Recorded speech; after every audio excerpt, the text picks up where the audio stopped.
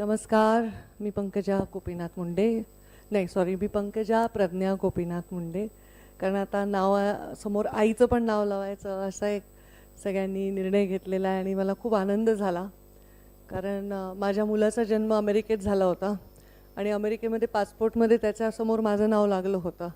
कारण अमेरिकेमध्ये आई ही शाश्वती आहे आणि त्यामुळे आईचं नाव लावणार हे त्याच्यासमोर. तेव्हा मला वाटायचं नेहमी की खरंच आपण हे आपल्या देशात व्हायला पाहिजे. हळूहळू आपल्याकडे होत आहे, आनंद आहे. आज आपण इथे मला बोलवले ते कॅपॅसिटी माझी जी मंत्रालयीन कक्षा आहे किंवा राजकारणातली माझी जी कक्षा आहे त्याच्या अनुषंगाने इथे मी आलेली आहे. आणि मला कळलं हा तुमचा जो कार्यक्रम आहे त्याला वाय इन मिनिस्ट्री म्हणायचं का, यंग इन्स्पिरेशनल नेटवर्क. याच्यामध्ये तुम्ही सर्वजण आता एक एक लोकप्रतिनिधी आहात. म्हणजे तुम्ही मंत्री आहात, तुम्ही आमदार आहात आणि तुम्ही एक लोकशाहीचा एक प्रतिबिंब तयार केलेला आहे इथे. आणि याच्यातनंच पुढे भविष्यामध्ये चांगले लीडर्ससुद्धा राज्याला मिळणार आहेत. त्यामुळे मला असं वाटतं की यूथचं जे पार्टिसिपेशन आहे ते आता आपल्या देशामध्ये खूप खूप मॅटर करतं. सगळ्या गोष्टीत मी आत्ता पाहते की धार्मिक गोष्टीतसुद्धा तरुण लोक खूप पुढे येतात. धार्मिक म्हणजे मी अंधश्रद्धेच्या गोष्टीत नाही म्हणत आहे, त्याचबरोबर स्पिरिच्युअल गोष्टीमध्ये, त्याचबरोबर पर्यावरण जे खातं माझ्याकडे त्याच्यामध्ये पण NGOजमध्ये इतकी तरुण मुलं मुली आहेत आणि त्यांना कुठेतरी आपण केलं पाहिजे काहीतरी पर्यावरणासाठी. खरं आहे तुमचं दुर्दैव आहे की आम्ही तुमच्यासाठी फार चांगलं पर्यावरण ठेवलं नाही आहे मागच्या पिढीने, पण तुमच्या पुढच्या पिढीचं मोठं दायित्व तुमच्या खांद्यावर आहे. त्यामुळे ते खातं माझ्याकडे आहे. मी माझा असाच परिचय उकलत तुम्हाला करून देत आहे. पर्यावरण आणि क्लायमेट चेंज म्हणजे क्लायमेट चेंजमुळे होणारे परिणाम हेही फार महत्त्वाचा विषय. हा ग्लोबल विषय आहे की आपण जेव्हा ही सृष्टी निर्माण झाली तेव्हा आपण फार कमी, अत्यंत सूक्ष्म असा संख्येने होतो आणि सगळीकडे पर्यावरण होतं. खूप छान झाडी, पाणी, सगळं मिनरल्स रिच खाणी सगळं होतं. आणि जसं जसं माणूस इनोव्हेशन करत गेला, वेगवेगळे प्रयोग करत गेला, शास्त्र शुद्ध पद्धतीने डेव्हलप होत गेला, तसं तसं आपण बाकी सगळ्या गोष्टी अचीव केल्या, पण आपण पर्यावरणाकडे अत्यंत म्हणजे काय म्हणतात त्याला, ज्याला क्षमा नाही अशा प्रकारचं दुर्लक्ष केलेलं आहे. आणि जगामध्ये एक असा विचार निर्माण झाला की भारत देश किंवा असे काही देश जे या गोष्टीकडे दुर्लक्ष करतात त्यांच्यामुळे जगाचं पर्यावरण धोक्यात आलं आहे. कारण जेव्हा ओझोन लेअर वगैरे क्रॅक होतात तेव्हा प्रदूषण करणारे देश कोण हे जर बघितलं तर जे बिचारे प्रदूषण करत नाहीत त्याही देशांना ते भोगावं लागतं.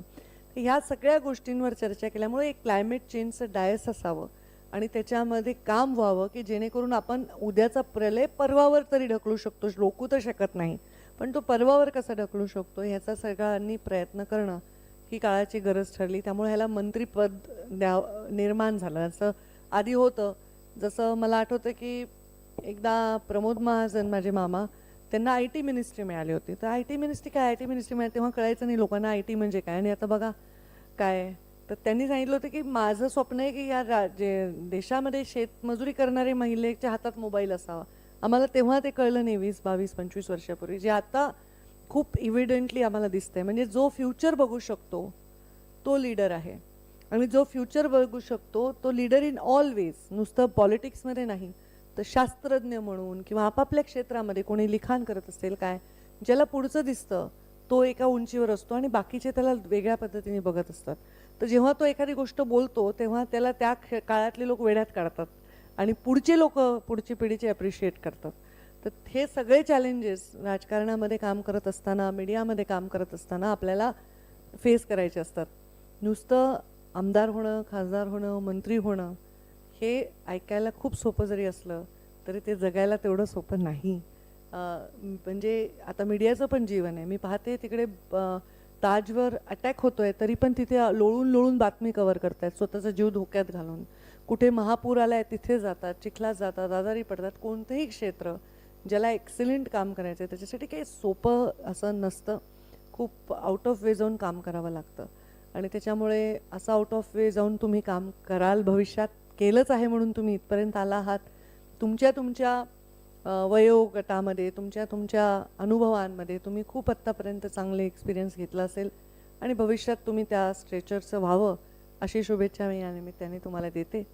भाषण करायचं मला नाही, कारण जर माझ्या कार्यक्रमात कोणी येऊन भाषण केलं तर मलाही ॲज अ स्टुडंट बोर व्हायचं आणि खूप कमी लोक चांगले वक्ते असतात. मी चांगली वक्ता जरी असले तरी मला तुम्हाला बोर करायची इच्छा नाही.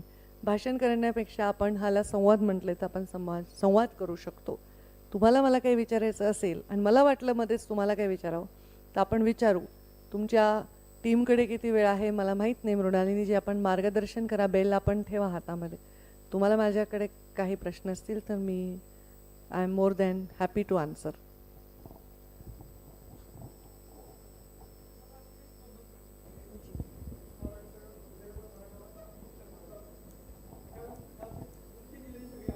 तुमच्याकडे काय जबाबदारी आहे? छान. म्हणजे असं जर राज्यात पहिल्यापासून झालं असतं तर सगळ्या विभागांचं चांगलंच सारखीच डेव्हलपमेंट झाली असती.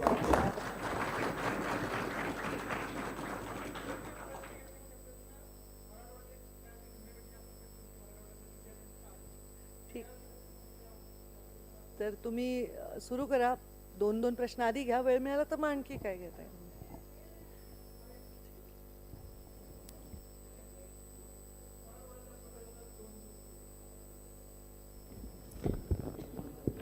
नमस्कार ताई, मी छत्रपती संभाजीनगरमधनं आहे. कुठले आपण? छत्रपती संभाजीनगर जिल्ह्याचा कार्याध्यक्ष. मराठवाड्याची सुरुवात केली. हां, माझा प्रश्न तुम्हाला असा आहे, सामाजिक राजकीय जीवनात काम करत असताना एखाद्या चुकीच्या विषयात जर तुम्हाला चुकीच्या पद्धतीने जर ट्रोल केलं जात असेल तर मानसिक त्रास तुम्हाला होतो का? ज्याला मानसिकता आहे त्याला मानसिक त्रास होतोच.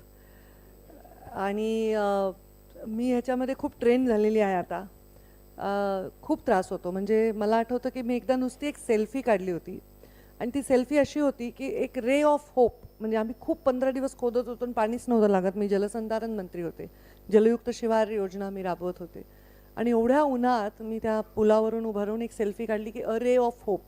त्या सेल्फीमध्ये बिभत्सचं काहीच नव्हतं, पण इतकी ट्रोल झाले आणि इतकं खोटं. एका माध्यमांनी तर लिहिलं, पंकजा मुंडेंचा आम्ही फोटो काढायला गेलो तर त्या म्हणल्या थांबा थांबा मी जरा लिपस्टिक लावते आणि मी केस बीस विंचरते. म्हणजे इतकं बकवास कोडी कोडी स्टोऱ्या केल्या. आणि ट्रोल करताना एवढी पातळी सोडतात लोक. म्हणजे आपल्याला शिवराळ भाषेत बोलतात, गलितच्या भाषेत बोलतात, एखाद्या महिलेला सहन नाही होणार अशा पद्धतीने पण ट्रोल करतात. तर ह्याचा पहिले सुरुवातीला खूप त्रास झाला मला. मग लक्षात आलं की हे सगळे खरे नाही आहेत, हे सगळे बोगस अकाउंट आहेत. जेव्हा तुमच्याकडे हिंमत आहे तर तुमच्या नावाने ट्रोल करा, नावाने बोला. आणि मग लक्षात आलं की हे पण एक प्रोफेशन झालं आहे की ट्रोलर लोक ठेवतात आणि पर्टिक्युलर लोकांना ट्रोल करतात. मग मी त्याला असा विचार केला की ट्रोलिंग म्हणजे काय? एखाद्याच्या पाठीमागे लागणं, बरोबर आहे. तर आपण पुढे आहोत म्हणून लोक पाठीमागे लागतात. तर मी त्याला अत्यंत सकारात्मकतेने घेते. माझी आई खूप सिरियसली घेते त्या गोष्टी. ती खूप अस्वस्थ होते. तिला ट्रेनिंग काही अजून नाही माझी झाली नीट. ताई, मी परभणी जिल्ह्यातून येतो. रितेश देशमुख नाव आहे. आणि जे आत्ता मराठवाड्यात आणि महाराष्ट्रामध्ये जे राजकारण चालू आहे त्याच्याकडे तुम्ही कसं बघता आणि आम्ही त्याच्यातून काय शिकायला पाहिजे याच्याबद्दल थोडं बोला. मी आता राजकारण चालू आहे तर ह्याच्यामध्ये चांगलंही राजकारण चालू आहे आणि वाईटही चालू आहे. कोणत्याही फील्डमध्ये चांगलं आणि वाईट दोन्ही असतं. पण एक आत्ता बिभत्सपणा आला आहे कुठल्याही गोष्टीत. लाऊड, प्रत्येक गोष्ट लाऊडली व्यक्त करण्याचा, किंवा एखाद्याला इतकं हीन वागवायचं किंवा एखाद्याला एवढं टार्गेट करायचं, कोणाविषयी काही बोलायचं. तो माणूस प्रसिद्ध असेल तर त्याला काहीही बोला तुम्ही, असं चालू आहे, जे खरंच दुर्दैवी आहे. पण हे आधी होत नव्हतं असं नाही. पण तेव्हा पेपर छापायला आणि ते बाहेर यायला, सर्क्युलेट व्हायला वेळ लागायचा. आता 3 मिनिटामध्ये तर एखाद्याचं आयुष्य तुम्ही म्हणजे वर उथलपुथल करू शकता. ही टेक्नॉलॉजीचा दुष्परिणाम आहे हा. तर नक्कीच सगळं चांगलं आहे असं वाटत नाही. आणि तुम्ही काय शिकावं ह्याच्यातून?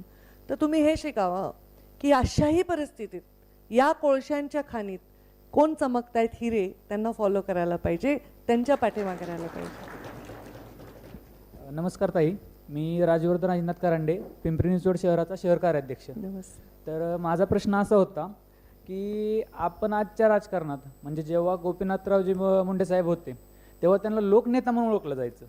तर आजच्या राजकारणात असं कुठलं व्यक्तिमत्व आहे किंवा इथून मागच्या राजकारणात साहेब सोडून की आपण त्यांना लोकनेता म्हणू शकतो, त्यांचं काम त्या लेवलचं आहे? विलासराव देशमुख. धन्यवाद ताई. आणि आत्ताच्या राजकारणातलं न सांगता मी तेच सांगेन की विलासराव देशमुख हे एक असं व्यक्तिमत्व आहे की ज्यांच्याविषयी नाव काढलं की लोकांच्या चेहऱ्यावर आनंद येतो. जसं माझ्या बाबांचं नाव काढलं तर कोणीच वाकडं तोंड करत नाही किंवा कोणी वाईट बोलत नाही. कोणत्याही जाती धर्माचा माणूस असो भरभरून बोलतो. म्हणजे मुंडे साहेबांचा मृत्यूनंतर एका माणसाला हार्ट अटॅक होऊन मेला बिचारा, जागच्या जागी टी व्हीवर बघितलं. तो मुस्लिम होता एक आणि चहाची टपरी चालवायचा. तर इतकं प्रेम. आणि तसंच मला विलासरावजी देशमुख यांचं नाव जेव्हाही ऐकते तर मला असं वाटतं ते एक लोकनेता होते. सुधाकरराव नाईकांचं नाव ऐकल्यावर पण मला असं वाटतं की खूप चांगल्या पद्धतीने लोक रिॲक्ट करतात. नमस्कार मॅम, मी कृष्णा नांदुरकर, वर्धा जिल्ह्याचा जिल्हाध्यक्ष. नमस्कार मॅम, तुम्ही एक महिला आहात आणि एक उत्तम राजकारणी देखील आहात. तर तुम्हाला राजकारणामध्ये कधी महिला आहे म्हणून असं कधी डावण्याचा प्रयत्न केला गेला आहेत का?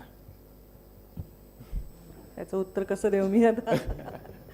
मला माहीत नाही महिला म्हणून डावलण्याचा प्रयत्न केला गेला आहे, पण डावलण्याचा प्रयत्न मला म्हणून नाही, कोणत्याही फील्डमध्ये एक प्रोसेस आहे ती. तुम्ही जर इथे कोणाला एडिटर व्हायचं असेल तर त्यालाही डावलण्याचा प्रयत्न होऊ शकतो. कोणाला कंपनीचा CEO व्हायचं असेल तर त्यालाही डावलण्याचा प्रयत्न होऊ शकतो. तर डावलण्याचा प्रयत्न नक्कीच होतो जर तुम्ही ॲक्टिव्हली कुठलं तरी काम करत असाल. पण महिला आहे म्हणून डावललं असं मला वाटत नाही स्वतःला, कारण कदाचित मी खूप त्याची गरिमा बाळगते. मी स्वतः फार प्राऊडी आहे की मी महिला आहे, मी अमुक आहे, मला त्याचा गर्व वाटतो. म्हणून मला नाही वाटत महिला म्हणून डावललं. पण महिला म्हणून अधिकचे चॅलेंजेस नक्कीच फेस करावे लागतात. नमस्कार मॅडम, नमस्कार. माझं नाव साहिल गोरे, मी रत्नागिरी जिल्ह्याचा जिल्हाध्यक्ष आहे. तर तुम्ही महाराष्ट्र राज्याच्या पर्यावरण मंत्री म्हणून इथं उपस्थित आहात. तर माझा असा प्रश्न आहे, म्हणजे तुमचं मार्गदर्शन मला हवं आहे. तर तुम्ही सध्याच्या बीड जिल्ह्याचं पर्यावरण आणि वातावरण याबद्दल तुम्ही काय सांगाल? याच्याबद्दल काय सांगू? मी बीड जिल्ह्याचे पालकमंत्री होते 14 ते 19. मला आठवतच नाही की अशा काही घटना कधी झाल्या. माझ्यावर अटॅक झाले, आरोप झाले, त्यातून मी संघर्ष करून बाहेर पडले. पण मला माझ्यावर झालेल्या आरोपांपेक्षा समाजावर झालेल्या परिणामांची जास्त भीती वाटते. कारण ते खूप खोलवर जातात, ते खूप हृदयामध्ये लोकांच्या वर्षानुवर्षे रुजतात. जो माणूस खूप समृद्ध असतो ना त्याच्यावर एवढा परिणाम नाही होत, पण जो गरीब आहे, जो वंचित आहे, ज्याला प्रत्येक गोष्टीपासून तो कोसो दूर आहे, त्याच्या मनावर याचे खूप परिणाम होतात. आणि ते होऊ नये असं मला वाटतं. बीड जिल्ह्याचं आत्ताचं जे पर्यावरण आहे ते नक्कीच खराब झाले. पण मला असं वाटतं की हे खराब केलं जास्त गेलं आहे नॅचरली होण्यापेक्षा. आणि त्यावेळी मला एक गोष्ट मी सांगेन की कोणत्याही पाण्याचा जेव्हा प्रवाह असं आपण त्याच्यासमोर बसलेलो असलो एखाद्या आणि आपण त्याच्यात हात घातला तर तो गढूळ होतो. तो परत शांत होण्यासाठी थोडा वेळ जाऊ द्यावा लागतो. तसं आपण वेळ जाऊ दिला तर तो परत पर्यावरण अत्यंत मस्त होईल आणि मी त्याच्यात मोठी भूमिका बजावेन. नमस्कार मॅडम, मी गजानन प्रकाश मिश्रा, लातूरवरनं. मॅडम, तुम्ही पर्यावरण मंत्री आहेत, तर आमच्या लातूरसाठी तुम्ही कोणते उपक्रम आम्हाला घेण्यास सांगचाल की जे की आमचा लातूर जे दुष्काळग्रस्त होता आणि आता तर आम्ही वेगवेगळे माध्यम चालूच केले, जे की झाडे लावा झाडे जगवा त्याचं संगोपन करतोय, आम्ही त्याचा वाढदिवस करतोय, नवीन नवीन त्याच्यामध्ये आम्ही काहीतरी इनोव्हेटिव्ह करतोय. आणखी काय उपक्रम आम्हाला करता येतील असं तुम्ही सुचवाल? खरं लातूरची पण मी पालकमंत्री राहिलेली आहे आणि तेव्हा लातूरला प्यायला पाणी नव्हतं. ही सेल्फी लातूरचीच आहे जी मी बोलले. तर लातूरमध्ये रेल्वेने आम्ही पाणी आणलं होतं, प्यायला पाणी नव्हतं, ही परिस्थिती होती. मी लातूरला एवढं सांगेन की ह्या राज्यामध्ये सगळ्यात कमी वन असणारा जिल्हा लातूर आहे.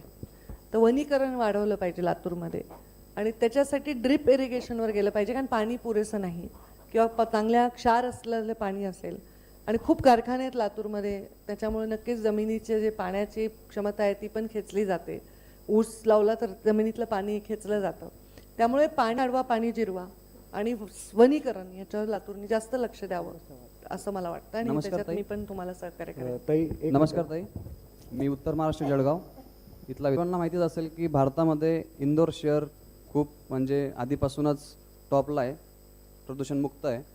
तर आपलं असं वाटतं की महाराष्ट्रामध्ये एखादी जिल्हा किंवा एक जिल्ह्याच्या व्यतिरिक्त जास्त जिल्हे असे पुढे समोर आले पाहिजे. हे पण मला असं नक्कीच वाटतं. पण शहराच्या क्षमतेवर, शहराच्या पॉप्युलेशनवर नक्कीच त्या प्रदूषणाचा परिणाम प्रदूषणावर होत असतो. आता मुंबईसारखं मोठं शहर, जगातलं मोठं शहर आहे मुंबई, तर मुंबईची परिस्थिती वेगळी आहे. संभाजीनगरची वेगळी आहे, लातूरची वेगळी आहे, ग्रामीण भागाची वेगळी आहे. आता कोकणातला केवढा मोठा भाग आहे जो अत्यंत प्रदूषणापासून दूर आहे. खूप सुंदर आहे काही गोष्टी, पण जिथे कमर्शियलायझेशन येतं तिथे प्रदूषण हे त्याचं बाय प्रोडक्ट आहे, ह्याला अपरिहार्यता आहे. त्याच्यामुळे आपण अवेअरनेस असली पाहिजे असं मला वाटतं. आपण अवेअर नाही हो, आपण भारतीय म्हणून सुद्धा आपण जगाच्या बाहेर, आता तुम्ही उद्या फॉरेनला जाल, बाहेर फिराल, तर तुम्ही तिथे फार कचरा बिचराच्या बद्दलची व्यवस्था बघाल, पण इकडे आपण तेवढे अवेअर नाही आहोत, आपण तेवढे संवेदनशील नाही आहोत पर्यावरणामुळे, म्हणून इतके ऱ्हास झालेला आहे. आणि तो कमी व्हावा आणि जास्तीत जास्त जागा ह्या प्रदूषणापासून दूर व्हाव्या असं मला वाटतं. पण काही गोष्टी इरिव्हर्सिबल आहेत. समजा तुमच्याकडे डोंगरच पूर्ण पोखरून काढला आहे, तुमच्याकडे नद्यांचं पाणी पूर्ण अटलं आहे, तर ती परिस्थिती फार गंभीर आहे. त्याला फार फार वेळ लागेल ते सुधारण्यासाठी. नमस्कार मॅम, मी सुहानी वारे, कोल्हापूर जिल्हा कार्याध्यक्ष. हिने आता महाराष्ट्राला 2 महिला मुख्यमंत्री दिल्यात, तर तुम्ही भावी मुख्यमंत्री म्हणजे तुमचं मत काय असेल, म्हणजे तुम्ही जर भावी मुख्यमंत्री असाल तर? तुम्ही प्रश्नाला टाळी वाजवली का कशाला टाळी वाजवली? थँक्यू. तुमच्या टाळ्यातच उत्तर आहे. मला असं वाटतं की मुख्यमंत्री कोणी होईल का नाही होईल माहीत नाही, पण आपण जसं काम करावं जेणेकरून लोकांना वाटावं की आपण आत्ता आहोत त्याच्यापेक्षा मोठ्या पदावर जावं. म्हणजे आत्ता मला मृणालिनीजी सत्कार करत असताना म्हणले आणखी मोठ्या व्हा. त्यांनी मला एवढंसं पाहिलेलं आहे, त्या बाबांपासून काम करतात. अनेक असे लोक आहेत जे म्हणतात आणखी मोठ्या व्हा. तर जेव्हा आपण ज्या काम करत असतो पदावर, ज्या फील्डमध्ये, तेव्हा आपल्याला जर कोणी म्हणतं आणखी मोठ्या व्हावा, ह्याच्यापेक्षा मोठा आशीर्वाद नाही. यांनी खूप अचीव केलं आहे. 1 महिला मुख्यमंत्री आणि 2 उपमुख्यमंत्री आहेत. तर हे चित्र छान आहे, अनेक राज्यात बघायला आवडेल. नमस्कार. नमस्कार नमस्कार माझं नाव यादव बळीराम आनंदा. मी बीड जिल्ह्यामधून आणि मी मुंबई शहरमध्ये कार्याध्यक्ष म्हणून निवड झालेली आहे माझे. आणि मॅम म्हणजे माझा हे क्वेश्चन आहे, आपल्या बीड जिल्ह्यामध्ये जंगलचं प्रमाण कमी आहे आणि तिथे एक म्हणजे आपल्याला पाण्याची सुविधा नाही. आणि दुसरा प्रश्न माझा असा आहे, आपले गावातले म्हणजे गावाखेड्याचे लोक स्थलांतर होतात दुसरीकडे कामासाठी, यांच्यासाठी उपाय काय देतात तुम्ही? माझं एवढं मत. अत्यंत चांगला प्रश्न आहे. खरं तर जे भाग पाण्यापासून वंचित आहेत, दुष्काळी आहेत, अशाच भागांमध्ये लोक स्थलांतरित होतात, कारण त्यांना 12माही शेतीचे कामं नसतात, रोजगार नसतो, आणि त्यामुळे बरेच लोक तिथे स्थलांतरित होतात. बीड जिल्ह्यामध्ये एक प्रचंड मोठा एक समुदाय आहे जो ऊस तोडतो, आणि तसा ऊस कुणीच तोडत नाही. त्याची खूप डिमांड आहे. कर्नाटकमध्ये पण बीड जिल्ह्याचा मजूर जातो आणि तो वर्षातून 6च महिने काम करतो. आणि माथाडीमध्ये किंवा रोजगार उपलब्ध नसल्यामुळे लोक तिथून स्थलांतरित होतात. तर हे स्थलांतर रोखण्यासाठी गावागावात उद्योजक तयार करावे. आणि ते कसे, तर आता माझ्याकडे एक खातं आहे अजून, पशुसंवर्धन. तर ह्या पशुसंवर्धनमध्ये पोल्ट्री, गोट्री आणि वराह पालन, मत्स्य व्यवसाय हे फार चांगलं साधन आहे की एखाद्याच्या घरी कमी शेती असेल तरी त्या शेतीला जोडून त्यांनी जर तिथे छोटासा व्यवसाय केला तर त्याचं पोट भरू शकतं. इथे 10 बाय 10च्या खोलीत 10 लोक राहण्यापेक्षा तो त्याच्या शेतामध्ये राहून 4 पैसे कमवेल. आता तर दुनिया जीपेवर आहे. खेड्यातला माणूस सुद्धा, भाजीवाली सुद्धा जीपेवर भाजीचे बिलं घेते. ते हे सगळं आहे. तर मला वाटतं जेव्हा ग्रामीण भागातले लोक शहरात कमी येतील तर शहरं बकाल कमी होतील आणि ग्रामीण भागात उद्योग उपलब्ध झाला तर तेही तिथे राहतील असं मला वाटतं, आणि तसं व्हावं.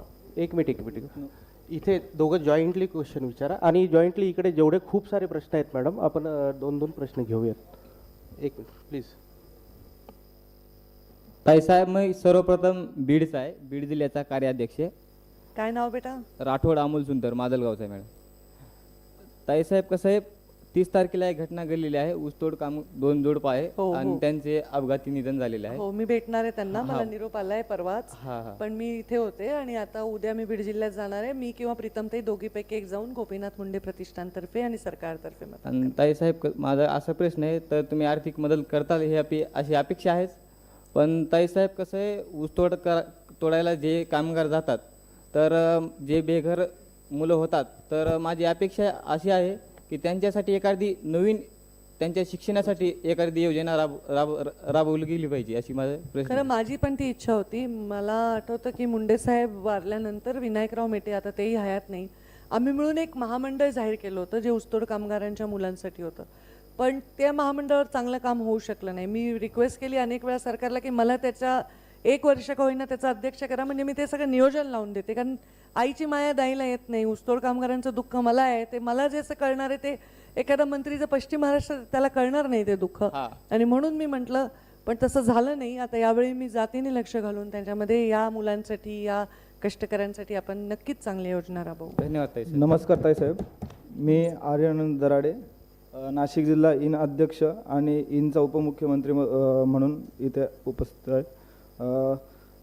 आजकाल जसं पंतप्रधान नरेंद्र मोदीजींनी साहेबांची संकल्पना आहे नवीन नेतृत्वास राजकारणात यायची संधी मिळावी, तशी आज राज्याची परिस्थिती बघता नवीन नेतृत्वास किती संधी मिळण्याचे चान्स आहे व ती मिळणे शक्य आहे का? आणि त्यालाच लागून एक प्रश्न अजून आहे. आजकालचे सध्याचे राजकारण बहुतांशरित्या बघितले जाते हे पैशांवर अवलंबून आहे. तसेच आमच्यासारख्या नवीन पिढीस हे सर्व शक्य होत नाही आर्थिक परिस्थिती नसल्या कारणाने, तर त्यांनाही चान्स मिळू शकतील का? खरंय, अत्यंत गंभीर प्रश्न आहे हा, आणि ही रियालिटी आहे जीवनाची, राजकारणाची. नवीन लोकांना संधी मिळू शकते का? हो, पण ज्याच्याकडे पैसे नाहीत त्याची काय परिस्थिती आहे तर कठीण आहे. कारण राजकारण पैशाचं असावं हे जनतेने निवडलंय ना. हे काय झालंय, अंडा पहिले की मुर्गी पहिले. जनतेने काय केलंय, पैसे द्या मतं घ्या, ही पण परिस्थिती निर्माण झाली आहे. त्यामुळे चांगल्या माणसाला पडावं लागतं. माझा अनुभव बघा. तर कधी कधी आपण नेहमी राजकारण्यांना किंवा प्रस्थापितांना दोष देतो, पण कधी कधी त्याच्यामध्ये जनतेचा पण दोष आहे की अत्यंत छोट्या अमाऊंटसाठी, खाण्यासाठी, कुठल्या कंदुरीसाठी, कुठल्या मटणाच्या जेवणासाठी अशा पद्धतीने जे मतदान होतं त्याचा मला तीव्र संताप येतो. त्यामुळे ते कठीण आहे, पण तरुणांनी आल्यानंतर हे चित्र बदलायचा त्यांनी प्रयत्न केला पाहिजे, नाही तर ते त्याचाच भाग होऊन जातात ते पण परत. तर मी एक निर्णय घेतला आहे, मी कोणत्या गणपती मंडळाला, कोणत्या काय त्या जयंत्या पुण्यतिथ्यांना आता मी पट्टी देणार नाही. मी त्यांना म्हटलं मी तुमच्याकडनं पैसे घेत नाही, मी कुठल्या कामात टक्केवारी घेत नाही, तर मी पैसे कुठून देणार हे तुम्हाला? तुमची अपेक्षा आहे की 50 लाख रुपये वाटावे गणपतीत, तर कसं वाटणार? मी माझ्याकडे नाही. मी हे नवीन निर्णय घेतला आहे, पट्ट्या बिट्ट्या द्यायच्या नाही. तुम्ही गणपती मंडळ करताय ना, मग तो एकदम ब्लॅकमेलिंग करतात. हे पद्धत झाली आहे राजकारणाची की बाकीचे ब्लॅकमेलर्स पण राजकारण्यांना खूप त्रास देत असतात. तर बरेच जयंती असते, पुण्यतिथी असते, याच्यासाठी लोक वेगवेगळ्या पावती बुक घेऊन येत असतात. तर खरंच पैशाचा राजकारणामध्ये प्रभाव खूप आहे, आणि याच्यावर मुंडे साहेबांनी पहिल्यांदा विषय काढला होता की एवढा खर्च आपण दाखवतो इलेक्शनचा, खरंच तेवढा होतो का, त्याच्यापेक्षा किती जास्त होतो हे बघितलं पाहिजे. तर याच्यावर खरंच खूप अभ्यास गट स्थापन झाला पाहिजे, आणि कसं बिना पैशाचं राजकारण झालं तर खूप चांगलं भविष्य आपल्याला बघायला मिळेल. अशाही परिस्थितीत खूप चांगलं आपण करतोय. देशाचं प्रगती होतीये मोदीजींच्या नेतृत्वाखाली. यूथची गरज आहे. तुम्ही सगळे भविष्यामध्ये राजकारणात यशस्वी व्हावे अशी माझी अपेक्षा आहे. नमस्कार ताई. ताई नमस्कार. तुमचं आम्हाला मार्गदर्शन लाभेल अशी आम्ही अपेक्षा करतो. हो, नक्कीच. ताई नमस्कार. हे की पहिल्यांदाच नाही होत आहे की आपल्याकडे मंत्रालय आहे. याआधी पण आपल्याकडे महिला व बाल विकास मंत्रालय होतं. यावेळेस आपल्याकडे पर्यावरण मंत्रालय, ग्रामीण विकास होतं, जलसंधारण होतं, भरपूर 4 मंत्रालय मंत्रालय माझ्याकडे. तर माझा प्रश्न काही पर्यावरणाशी संबंधित नाही आहे. सर्वप्रथम मी माझी ओळख करून देतो. मी अथर्व रावसाहेब सुनडे, जिल्हा अमरावती, अमरावती जिल्ह्याचा मी जिल्हाध्यक्ष आहे. नमस्कार ताई, माझा प्रश्न असा होता, एक नागरिक म्हणून, पदाधिकारी म्हणून माझा प्रश्न आहे की मीडिया हा लोकशाहीचा आपण चौथा स्तंभ म्हणतो. मीडिया, पत्रकारिता हा लोकशाहीचा चौथा स्तंभ आहे. सत्ताधारी पक्ष कुठेतरी मीडिया आणि पत्रकारितेवर हावी होत आहे. म्हणजे जो सत्ताधारी पक्ष आहे तो मीडिया आणि पत्रकारितेवर हावी होत आहे, कुठेतरी बायस्ड होत आहे. याबद्दल आपण काय सांगू शकाल? मला असं वाटतं हे दोन्ही बाजूनी विचार करण्याची गोष्ट आहे की मीडियाला व्यक्त होण्याचं स्वातंत्र्य नाही. इनडायरेक्टली तुम्ही हे म्हणताय, तर ती परिस्थिती आपल्याला दिसते की मीडिया व्यक्त होऊ शकत नाही. पण ह्याला कारण फक्त सत्ताधारी पक्ष नाही आहे, मीडिया सुद्धा आहे. कारण त्यांना काय कारण आहे त्यांनी न करण्याचं, तर त्याचे 2 कारणं आहेत. एक, कोणी घाबरत असेल किंवा कोणी लाभार्थी असेल, तर ते झालं नाही तर दोन्ही जण मोकळ्या पद्धतीने काम करू शकतील. नमस्कार ताई.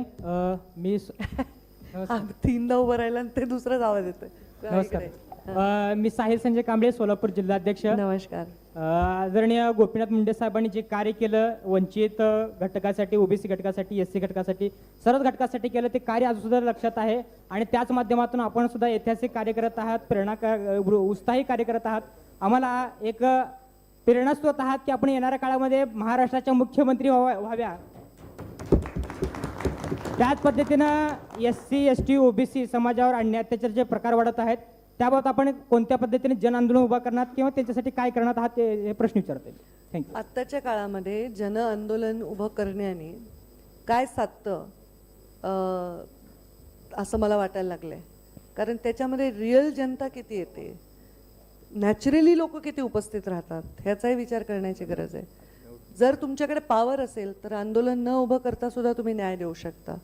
तर तो न्याय दिला गेला पाहिजे. जे वंचित घटक आहेत त्या वंचित घटकांना पिढ्यानपिढ्या त्यांच्यावर म्हणजे ते मुख्य प्रवाहातून दूर राहिले आणि म्हणून महामानव बाबासाहेब आंबेडकरांनी ही व्यवस्था लावून दिलेली आहे.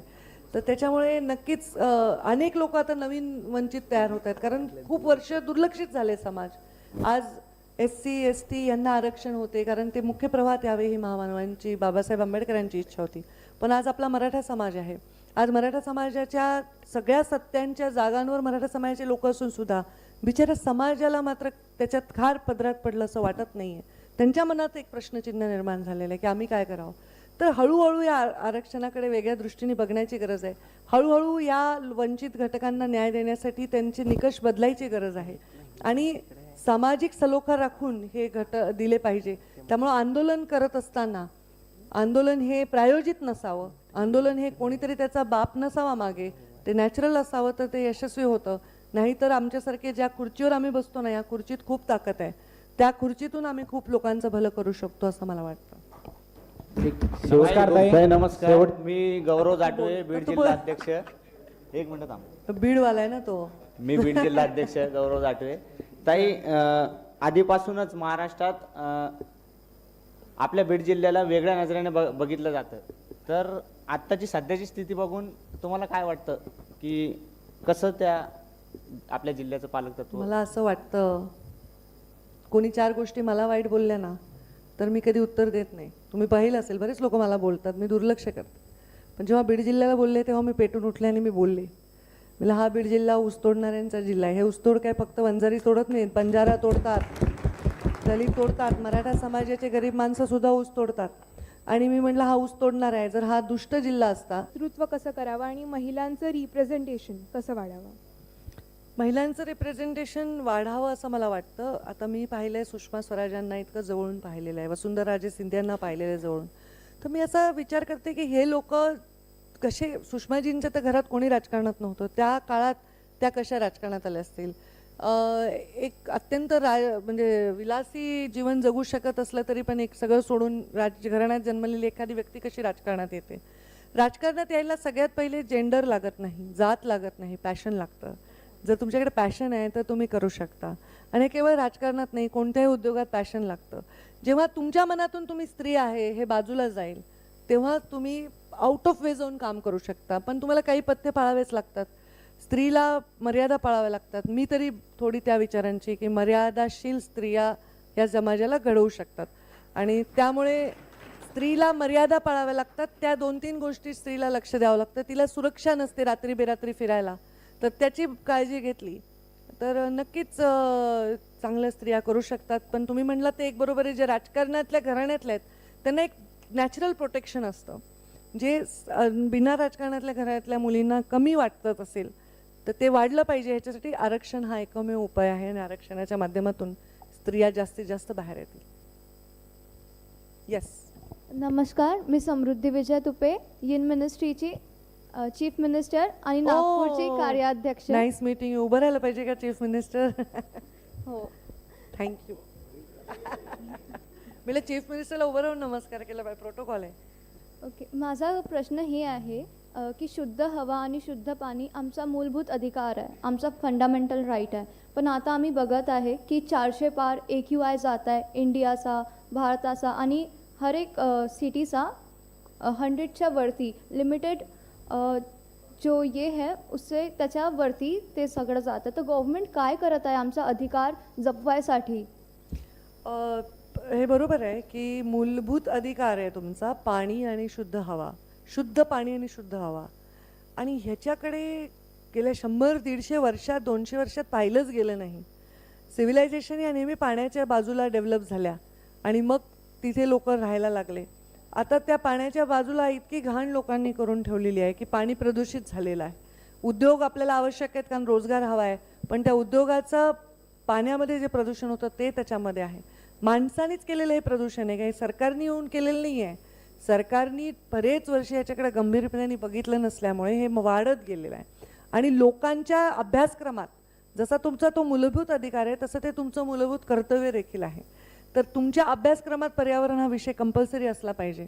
आपण जसं लहानपणी सगळे इतिहास भूगोल शिकलो, नागरिकशास्त्र शिकलो, त्याच्यामध्ये स्वच्छता आणि पर्यावरण हा विषय कंपल्सरी केला पाहिजे की आपण कसं या राज्यामध्ये देशामध्ये स्वच्छता आणि पर्यावरणामध्ये योगदान देऊ शकतो.